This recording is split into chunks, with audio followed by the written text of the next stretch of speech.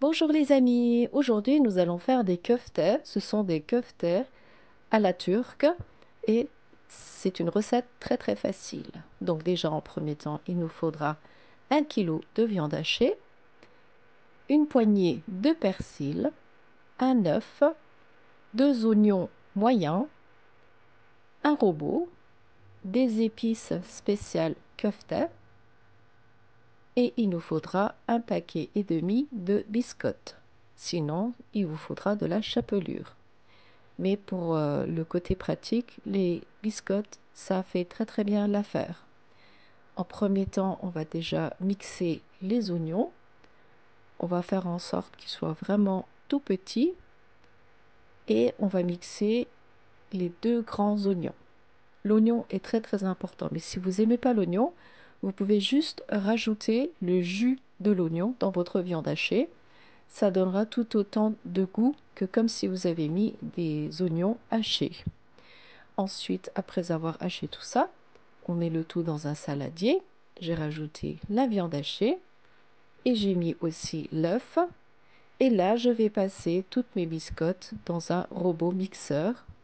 Moi, mon robot, c'est un Seb. Il est de très bonne qualité. Ça va faire 20 ans que je l'utilise. Voilà, après avoir aussi mixé tout mon paquet de biscottes, je mets le tout dans le saladier. Ensuite, je vais aussi passer au mixeur le persil et mon petit robot, c'est un robot Tupperware. Pour les petites quantités comme le persil, c'est vraiment l'idéal. Ou bien quand on veut faire juste un oignon moyen par exemple, j'utilise le robot là, c'est un turbo de Tupperware. Et ça va faire 15 ans que je l'ai et il est de très bonne qualité. Maintenant, on va rajouter les épices de köfte. J'ai mis 3 cuillères à café.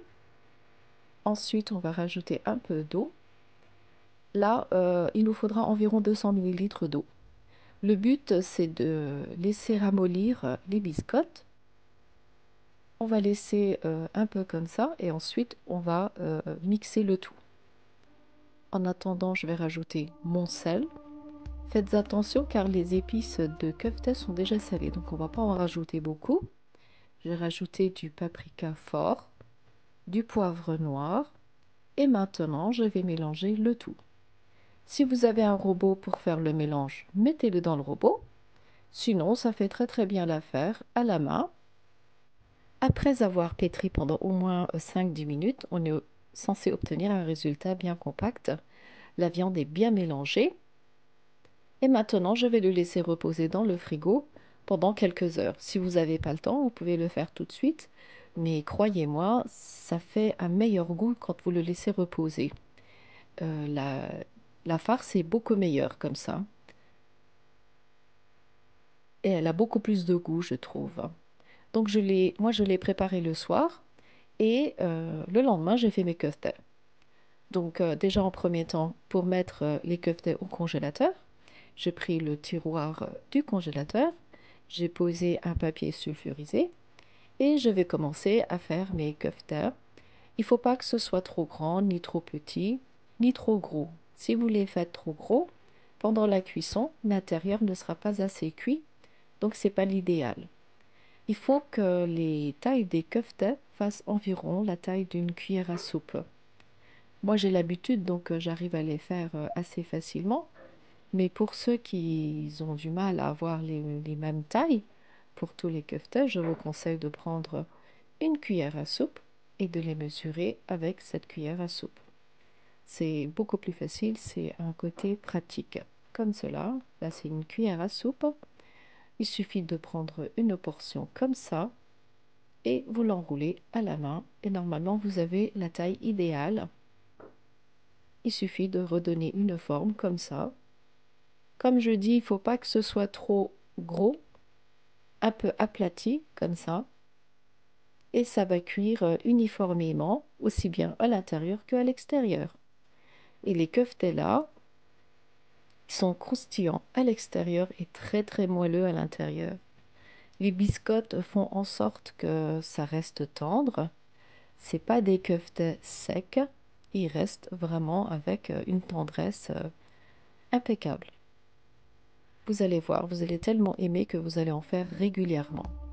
Moi, avec 1 kg de viande hachée, j'ai obtenu presque 2 kg de kefta, car les ingrédients que j'ai rajoutés, plus le fait d'avoir mis de l'eau, ça a gonflé les ingrédients et on en obtient beaucoup plus. Maintenant que mon plateau de kefta est prêt, je vais l'envelopper de film étirable pour pouvoir mettre encore des keftas au-dessus.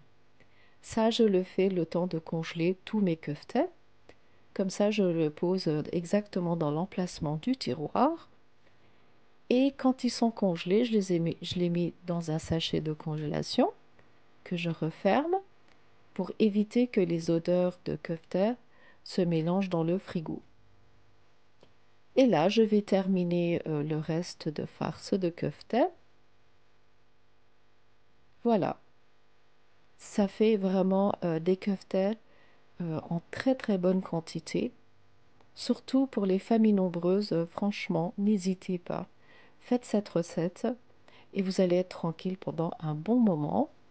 Moi, j'en fais régulièrement et mes enfants, comme ils aiment beaucoup ces keftas, même eux-mêmes, ils les sortent et puis ils les cuisent. Là, on va les faire à la poêle avec de l'huile, mais vous pouvez aussi les faire cuire dans un toaster, par exemple. Mettez du papier sulfurisé sur les deux côtés de votre toaster et mettez les keftas au milieu. Vous allez voir, ils vont être très très légers. Vous pouvez aussi les cuire au four. Ensuite, vous pouvez aussi faire un genre de gratin avec les keftas là. C'est-à-dire que vous allez mélanger les pommes de terre, les poivrons, les tomates et rajouter les keftas sur le plateau. Assaisonner, mettre de l'huile et faire cuire le tout au four pendant environ une quarantaine de minutes. Et croyez-moi, ça fait un très très bon plat avec les pommes de terre et les légumes qu'on aura rajoutés dedans. Voilà, maintenant que mes keftas sont bien cuits, ils cuisent très très rapidement et en plus, comme je vous dis, l'extérieur est croustillant et l'intérieur est très très moelleux et pas sec du tout. Donc, si vous aimez ma recette, n'hésitez pas à la commenter. Et si par la même occasion, vous n'êtes pas encore abonné à ma chaîne, n'hésitez pas à vous abonner. Et sur ce, je vous dis à très bientôt avec de nouvelles vidéos.